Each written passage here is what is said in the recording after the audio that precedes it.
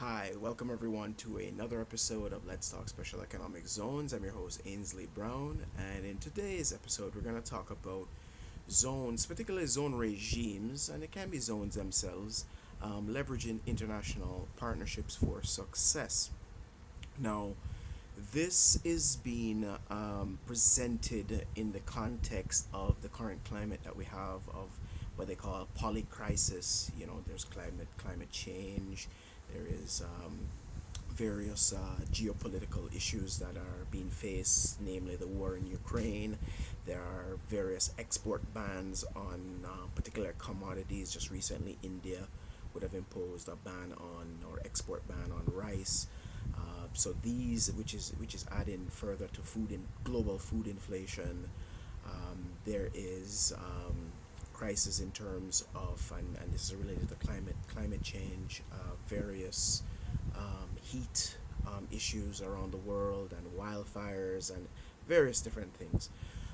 So this is being put in the background of that. So in terms of zone regimes being able to manage this and mitigate and handle these things, one of the strategies that could be deployed, or is being recommended actually, is that there be zone to zone cooperation, or leveraging these different agreements, whether MOUs or official treaties between countries that speak to special economic zones. And it can be very grand, or it can be very simple. It can be something as simply as co-marketing each other. You could collaborate as a region and market the region as one investment destination, for example, where you can set up zones in different areas, or different countries of that region. As an example, it could be sharing of market intelligence, or sharing of information, particularly along the regulatory side of things, where somebody may have been blacklisted, or has been flagged because of criminal sanctions, or issues with money laundering, or weapons of mass destruction, things like this type of information.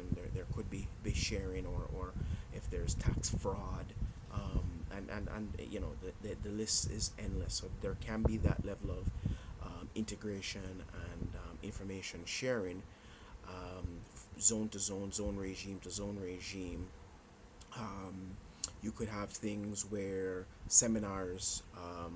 joint seminars are put on, or workshops are put on, or when one zone is put in, or zone regime is put it on a workshop, the other one could put it on their website. So there's that cross marketing, cross sharing. And so it doesn't have to be grand things all the time, but it can be simple things, and it's good to leverage those sorts of relationships. There's also international bodies that you can sign up to, the World Free Zone Organization, etc., or even regional bodies that come together, and it's good to, and they will have um, annual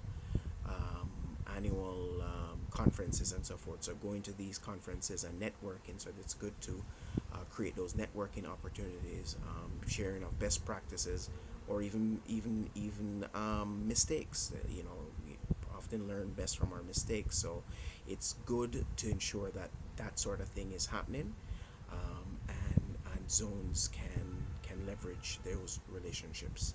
So if you like this episode, please like, share, subscribe. If you want to see me do a particular episode or a particular topic, just leave me a comment down below, and I'll get right back to you.